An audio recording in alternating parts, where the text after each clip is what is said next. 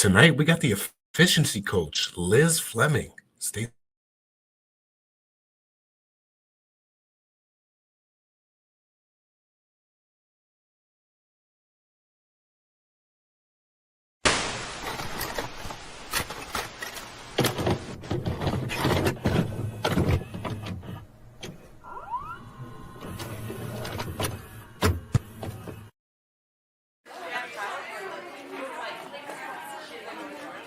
Talking Junk Network, where entertainment lives.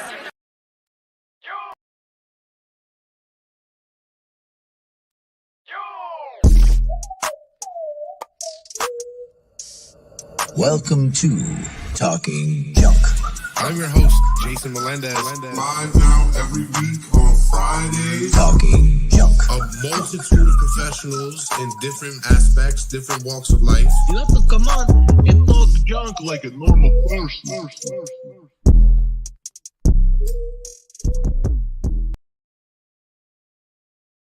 episode is sponsored by the Dizzle brand original premium liqueur. This is 80 proof, only classified as a liqueur because it is cognac and tequila mixed with mango and hints of citrus. This thing mixes with everything. 40% by volume. It has the bang for your buck. Go to thedizzlebrand.com right now and see which distributor will get it to you the fastest and the cheapest. The Dizzle brand. If you're not dizzling, what are you doing? And we're also sponsored tonight by Heaven's Pantry's Excalibur, the 100% vegan brownie chocolate energy bar. That's only 6 simple ingredients. Cashews, almonds, cocoa powder, coconut oil, and sea salt make for the perfect snack bar. Get yours today on Amazon and use the first promo code HP Street to get the 20% off your first order. And then use the promo code TalkJunk69 to get 10% off every order after. Welcome to Talking Junk, the podcast that comes to you live every Friday night. Tonight, we got another wonderful guest for you, Miss Liz Fleming. She's going to teach you how to be more efficient in your everyday life. Some of you need to be more efficient in your careers, and she can help there too. So why don't we just bring her on? Liz, how you doing tonight? Hi, Jason. I'm good, thank you. I'm in Australia, so it's actually Saturday afternoon here. Well, happy Saturday. Thank you. We're ahead of time. How is it talking to us from the future?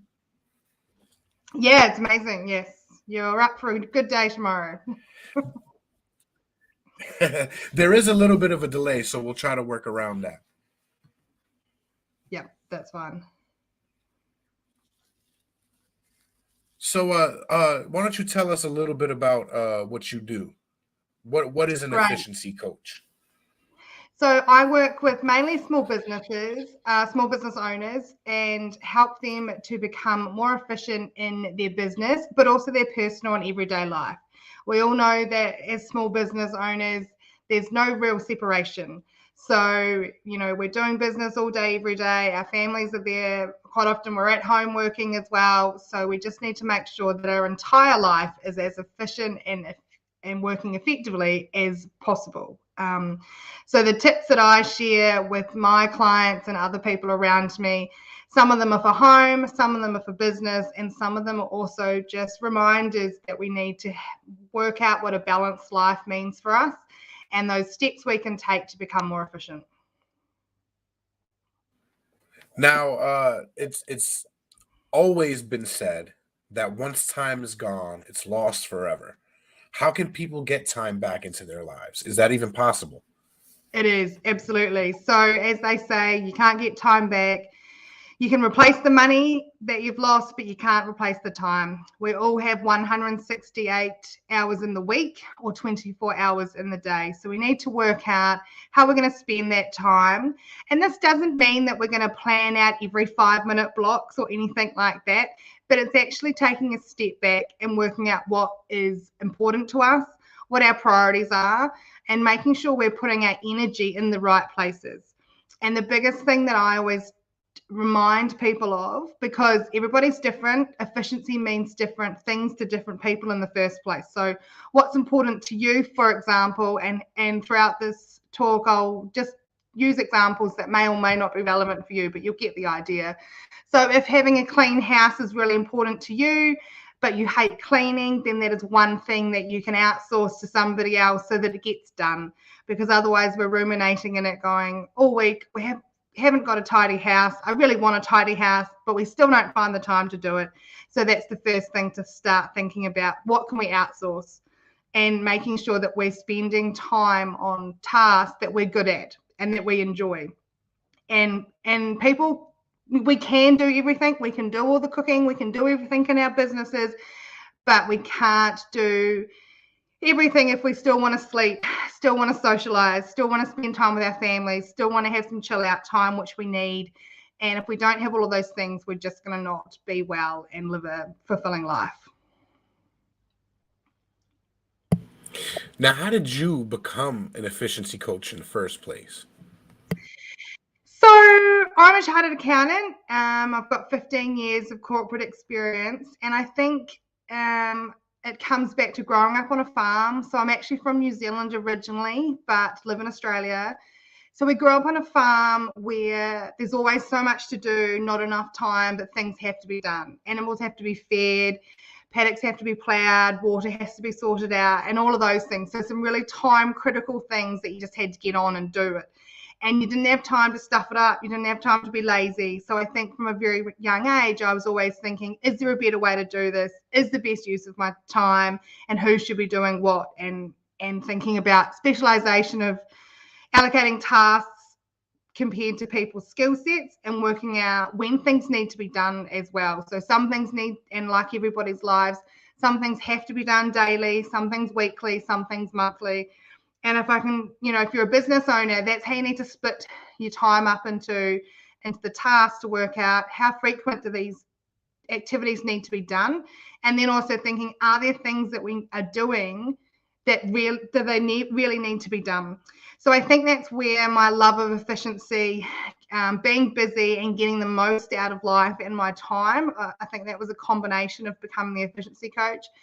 And then after, many years in corporate, mainly in the energy sector, I always wanted to work for myself. When I started doing some business mentoring for businesses and worked out that in order for them to make more money and to have a more fulfilling life, it was about getting efficient. And that was something that I could help them with and, share my tips and my experience, and also just having that lens over things and that fresh perspective to say, hey, is this the best way to do it? Should you be doing this? And should you be doing it as frequently? I think there are three important questions that you can ask yourself as a business owner, or it's just in life, and all the tasks. We're all busy.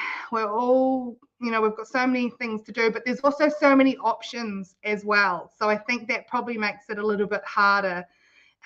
If we can talk about your grocery shopping, for example, you could go to the grocery store every day if you wanted to, but you need to work out, well, do you have the time? Do you have the money? Because we're probably going to spend more every day than if we just went for one big shop. But then to do one big shop, we need to be prepared and do the shopping list and know what we're going to cook. So there's a big flow-on effect, and it comes back to the planning and working out what works for best for you, because it'll be different for everybody. But that's basically how I became the efficiency coach. So during the pandemic, August 2020, just before one of the big lockdowns here in Melbourne, I decided that I was going to start my business and coined the brand name of the Efficiency Coach. So I am Liz Fleming, the Efficiency Coach, and helping businesses with strategy, working out their finances and their funding strategy, and overlaying everything with, is this being efficient? Is this the right thing for their business and themselves? And is it helping them to reach their goals and in alignment with their values to live a fulfilling life? Wow, that's a pretty scary time to start a business. You must have been pretty confident in your skill set. What are some of the steps or the hacks, rather, that you have for people that want to get on the efficiency track? Sure. So my number one efficiency hack is only having one source of truth when it comes to your planner or diary. And this doesn't matter whether it's on paper, on the wall, in your phone, it doesn't matter, but somewhere needs to be your central point where you put all your commitments, all the tasks, and everything that needs to be done for that week on that one planner, so that you're not missing appointments, that you know where you're supposed to be. And especially if you've got a family, it's a good idea to put this as a wall calendar so that everyone knows where everyone should be and where they are, and they don't have to keep asking, oh, what's on today, or where do I need to be? So giving some empowerment back to everybody in the family, and same with businesses as well. If you can share and communicate this information of what you want to achieve in terms of efficiency and time planning, it makes it easier for everybody. So like a group calendar for everybody, a kind of centralized calendar where everybody can see it, but also something intimate like on your phone where you can get constant alerts on where you should be. Correct, yes. And making sure that when you book an appointment, you put it into whatever that one source of truth is, so that you're not thinking, oh, I can't remember the time I booked the doctor and all those sorts of things. That will save you a lot of time, and it will get you in the habit of writing it down, putting it in, and then just eliminate some of those last minute phone calls or missing appointments and then having to reschedule and things like that. Right. So what would the second hack be? My second hack is, again, for home or business. It can be applied to anything. Everything is labeled and everything has a home. So I use the example of the kitchen scissors. They live in the top drawer on the left. So you use the scissors, put them back in the top drawer on the left, and you know that that's where they need to be. So when you need to come to find the scissors later, you only need to look in one place, because we waste so much time searching for stuff. It's messy. It's not in an orderly fashion. So if we can label everything, buy yourself a label maker and have folders for everything. And this can, again, be for physical or on your computer as well, so that you know exactly where things are and you're not wasting time searching for it. So one of the biggest aspects of being more efficient is being more organized. Correct. Yes. So I always say to people, it is going to take a little bit of time to work out your priorities, work out what's important to you. And then also it's going to take more of your time in the short term to put these things in place. And then for the long-term benefit of saving you time, getting back your time for fun things, and being able to schedule more fun into your life. What's your third hack? My third hack is one of my favorites, and one of something that I just can't live without. Otherwise, I'm just not productive or efficient. And that is a to-do list. So again, work out what works for you. But for me, I'm a bit old school. I've got a pen and paper and I've got my list, and even making sure that I cross it all off once I've done it is really satisfying. Making sure that you don't create the list so that it's so overwhelming that it paralyzes you and you don't do anything. But again, if you can get it out of your head onto paper, onto your Word document or your to-do list on your computer, and then prioritize, these are the things I'm going to focus on today, get them done. Action creates motivation, and then you'll get a lot more done for the day, rather than coming to an end of a task thinking, oh, what was I going to do next? Oh, I've forgotten. Oh, I'll go and make lunch, or I'll go do something else. You get to the end of the day, you're annoyed you haven't done as much as you thought you would, and you've lost your bit of paper. So again, being organized, where's that to-do list? I use whiteboards a lot as well. So in my office, I've got whiteboards, and again, write them all down as soon as I think about them. And the other thing that you can do is, if you are busy in a task and you're trying to focus, but other ideas and tasks are coming up in your mind, grab a Post-it note, write down that task that needs to be done, and then put the Post-it note on the wall so that you can do later on, but you haven't forgotten that thought. And you won't be trying to rack your brain later on to be like, oh, what was I thinking? What did I need to do? Because we're all busy. We're all overwhelmed. Our minds are racing. And I'm sure most of you have walked into a room and thought, oh, what am I here for? And you've had to retrace your steps to work out what you were doing.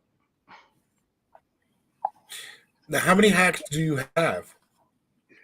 I've got heaps, but I do normally share my top 11 with people, and that's always a good start. Most of them are quite quick wins, and they can work out what works for them. Some people don't mind being less efficient in some areas, but other areas they like to be more efficient, or they know that a to-do list might not work for them, but another concept will.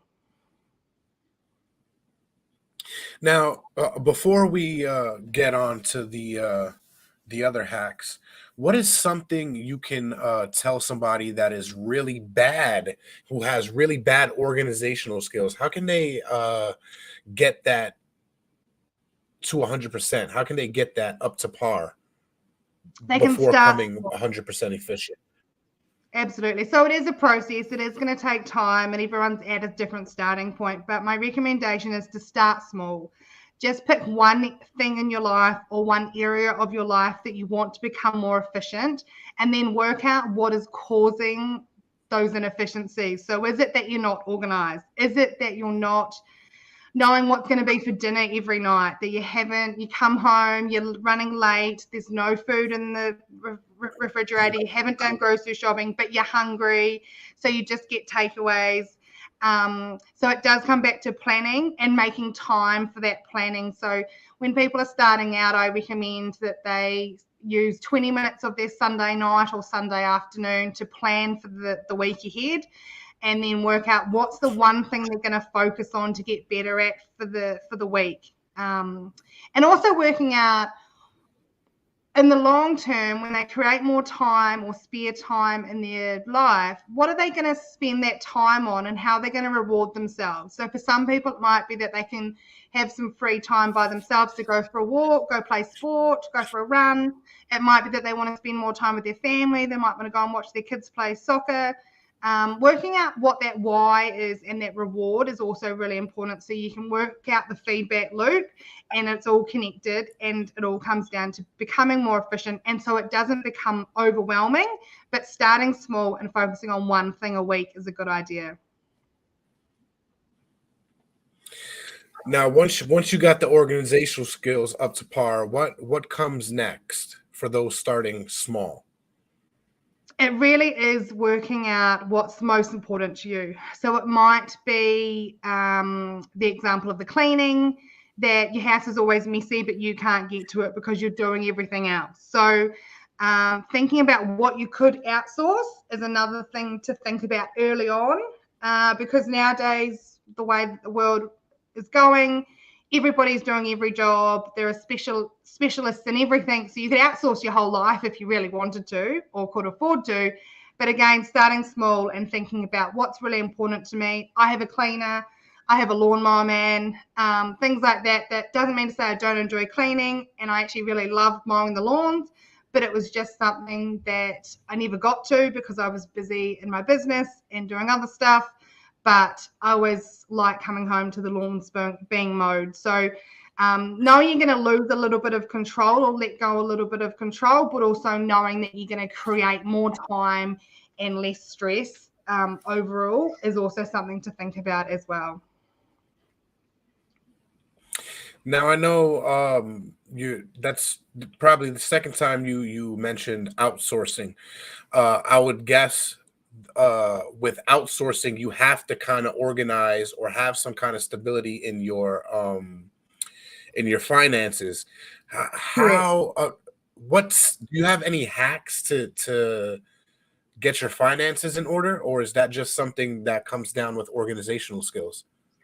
I think when it comes to getting your finances in order is starting with the budget, knowing how much money is coming in each week or month, working it out on your pay cycle. So if you get paid weekly or fortnightly or monthly, work towards that. And then actually write down and work out what your expenses are. So what's your rent or your mortgage? What's your utilities? And going through your bank statements, because trust me, as an accountant, people will think, oh, I only spend $200 on groceries a week. And that's what they say when I ask them like this. And when we go through their bank statement, they've actually been to the supermarket 3 times for that week, and it totals $350. So You can work out your perfect budget, and then you can also go back through your bank statements and work out, now my bank sends me a statement at the end of the month to say you spent X amount on food, X amount on this category, X amount on clothes, and it's a little bit of a wake-up call as well. So making sure that you understand where your money is going to, and then also working out where do we need to be spending that's absolutely necessary.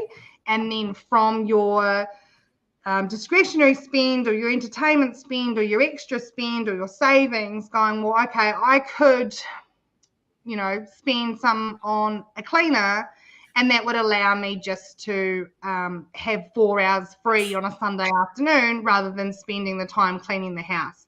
So sometimes when we outsource, especially personally in life, there might not be an immediate dollar trade-off, but this is where your mental health and your own well-being becomes really important, to say, well, I'm going to chill out and spend more time with my family because that's more important than me spending 4 hours of the one day I have off a week cleaning the house.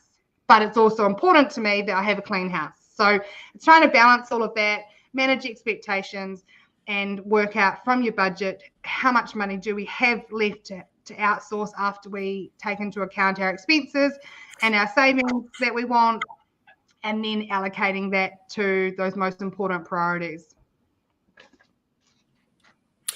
So you've told us how to start being organized. You told us how to seemingly get our finances in order. You started us off with the first 4 hacks. What are the rest of the hacks on your list that we can use? So I've touched on it a little bit. It's actually meal planning. So sitting down on a Sunday afternoon or whatever day of the week works for you and working out what are you going to cook? What ingredients do you need? When are you going to go shopping? And it'll save you money and time on getting takeaways. So there's a perfect example. If you're thinking about outsourcing the cleaning, for example, you could say, well, 1 less takeaway a week will pay for my cleaner. And if I'm more organized with planning my meals and doing my grocery shopping, then I can afford a cleaner. So it's about tweaking your expenditure, moving from one place to the other. But meal planning is really, really important. And you'll end up cooking healthier meals, not relying on takeaways, being less stressed, and it will all just become much easier and hopefully become a better cook as well.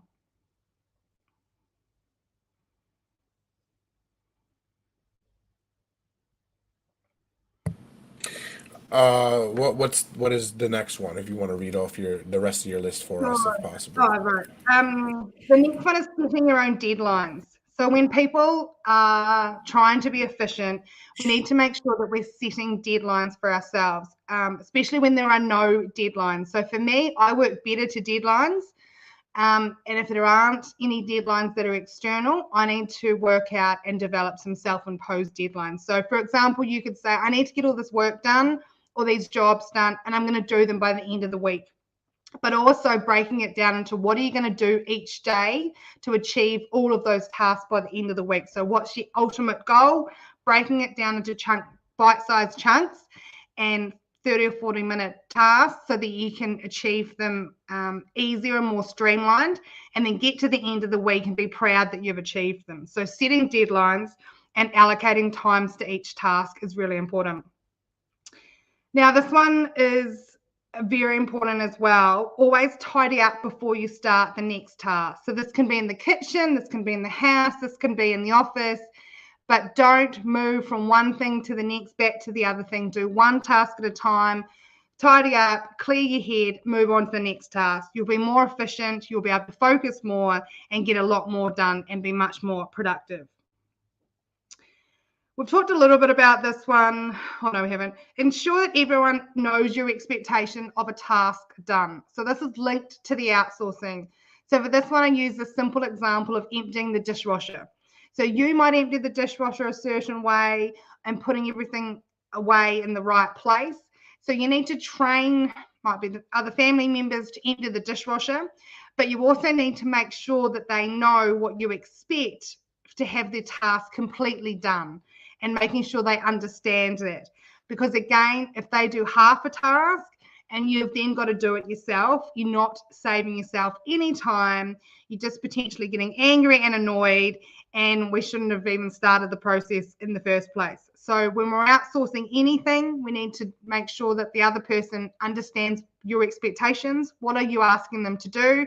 And what does it mean for that task to be completely finished? That means that you don't have to step in and redo it. That's what we're trying to achieve here. Otherwise, we're just duplicating work and nobody is efficient at all. Starting small, 1 tweak a week, and setting realistic expectations, especially if you're at the start of your efficiency journey. You don't want to be trying to achieve 10 different things and changing 10 different things, because it will quickly become too overwhelming and you won't get anything done. You'll be paralyzed by choice. It'll all become too hard too quickly, and then you'll never become efficient again. So starting small, 1 tweak a week. Right, because I would imagine that changing stuff on a whim is not very efficient at all. It's not very organized either. It's kind of No. contradicting everything that you've done in the first few steps. Exactly. But people get excited. They think, oh, well, if I can do this, I can do this, and I can do this. Just write all of them down, and that's your ultimate efficiency list. But just start with one thing. Do that for a week or so. Were you able to achieve that? Then go to the next thing. And then, it will take time, but slow and steady wins the race, as they say. So that's the approach we need to take for the efficiencies. But also thinking about, what are my quick wins? What are some quick, easy, painless changes we can make to create those quick wins? So it might be that you allocate each of the chores to each of the children or other family members, that you're like, oh, cool, that's just saved me an hour a week, because all of a sudden I don't have to make beds. I don't have to clean the bathroom. I don't have to, again, getting other people to make dinner.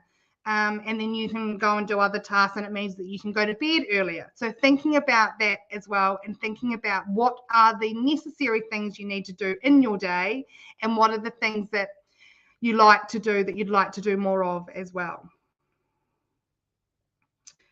Spending 10 minutes the night before planning the next day. So this can include getting your clothes out for the next day, working out what's going to be for breakfast, what's going to be for lunch, looking back at your meal planner, also working out what you're going to work on if you've got a business or at work, what are those priorities, so that you can clock off for the night, go and enjoy and have a relaxing, chilled out night, and then start again fresh in the morning, ready to go. And rushing in the morning is not a great idea. I always think if I tidy up or get clear, 10 minutes at night doesn't seem as stressful as 10 minutes in the morning, because in the morning we have to leave the house at a certain time. And yes, we want to get to bed at the same time, but if we're a couple of minutes late, it's okay. But if we're a couple of minutes late in the morning, that means we're going to be late for school drop-off, we're going to be late for work, and it just isn't a good start to the day. So planning the night before is really important as well. We've already talked about the next one, delegating and outsourcing those jobs to others, and letting go of a little bit of control. Because if you want to become more efficient and productive, you have to realize that you're not going to be able to do everything yourself, and also realize that people are not going to do everything exactly your way, exactly perfect, or exactly to the same standard as you. So as I mentioned, it's important to know and communicate your expectations, provide that training to them, do it with them. And this could be colleagues, staff members, family members, friends, whoever, paid professionals, but you need to be comfortable with what you're outsourcing, but also recognize that there will be some minor, hiccups, and prepare for them, or be prepared that they're going to happen, react accordingly, but also it doesn't mean that it's going to go to custard. You just, have to move through that process and let go of a little bit of control, and recognize that in the long term, you're going to have way more time, you're going to be less stressed, and it will all work out. There is a little bit of work to do at the beginning. And my final one that I really... So sacrifice a little bit of control for... Oh, I'm sorry. Nope, go ahead. No, you're right. Yeah, no, absolutely. Sacrificing a little bit of control now in the short term for that long-term enjoyment of more time. And this leads perfectly into my last one, is scheduling in those self-care activities that you enjoy. And it's very important at the moment that if we're not well or in a good mood or looking after ourselves, we can't be looking after anybody else. And think of your self-care activities as your reward for becoming more efficient. So booking in that massage, booking in that nice dinner with friends, or those drinks, or going to the movies. These self-care activities could be with your family, or they could be by yourself. And it could be as simple as going for a walk in nature, but working out what works for you and what's going to help you feel better. And again, it all leads to being more efficient. Right. Now, have you ever thought about putting this into a book? Thought about it. That's as far as I got. Too much to add on to the old agenda, huh? Yes, at the moment. I have to become more efficient. I hear. Now, where can we find you to book a session or to take a class? Yes. Head to my website, theefficiencycoach.com.au, and also follow me on Instagram and Facebook. And I also do grant writing for businesses as well, which is also linked to Effiencies. So that's why that's on the homepage there, because it's all linked. It's all part of your strategy. It's all working out how can we best utilize our time, our resources to grow our businesses, to have better lives. And as I say, everything I do and everything I do with my clients all leads back to efficiencies. So I've got specific strategy sessions that I have one-on-one. I do group programs. I do webinars. And as I say, it all links back to efficiency. I love talking about efficiencies, and I just want as many people to be as efficient and productive as they possibly can. And if I can help them to do that, then please do get in touch. I am in Australia, but I do a lot over Zoom, so I can help you out being international. Now, does the time difference affect your ability to work in the States at all? Not really. It depends where you are, but we will work through. I've got a few clients in the States, and we just make sure. So, for example, it's 2:00 in the afternoon on a Saturday and your Friday evening. So it's about 1.5 days, or 15 hours behind or whatever. So no, it's fine.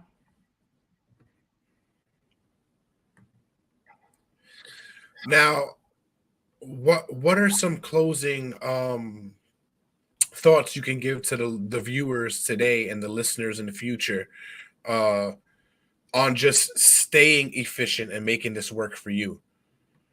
I think the first step is working out what's important to you. So what are the areas of your life that probably aren't quite as efficient as you would like, because it's going to be different for everybody, and then working out what it is that you need from my hacks to make it more efficient. All right. Well, thank you very much. And I know you're probably one of the most organized and efficient people in Australia or in the States at the moment. So I don't want to take up too much of your time and nudge into your calendar.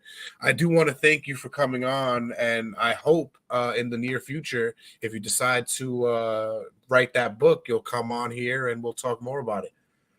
I will. Thanks so much for having me, Jason. And yes, the book is on the list, and I'll be in touch when I start writing it. Thank you so much. Stay efficient. Thank you. The pleasure was all ours. You have a wonderful Saturday afternoon. Thank you. Enjoy your Friday evening. Thank you. I will. And for all of you guys out there, thank you for joining in on this conversation. I do want to let you know that Talking Junk will be changing times right after January 3rd. So January 3rd will be the last live show that you'll be able to see on Friday night. We're going to move to Tuesdays on 9:30 just for, what Liz was talking about, a little bit more efficiency. You can still catch us in the archives. And we'll also be moving the break room. The break room will move from Saturday nights, whenever we decide to go on, to Friday nights at 10 o'clock. So we're going to bring back a little more we're gonna bring a little more of accessibility to the podcast because we miss having you guys live. We really do.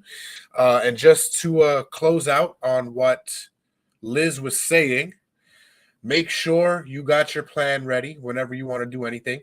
Your organizational skills are up to par, and always make sure that you remember being overzealous leaves you a little overwhelmed and with more to overcome. So calm down and take your time and listen to Talking Junk. Stay tuned for the new dates and times I just said.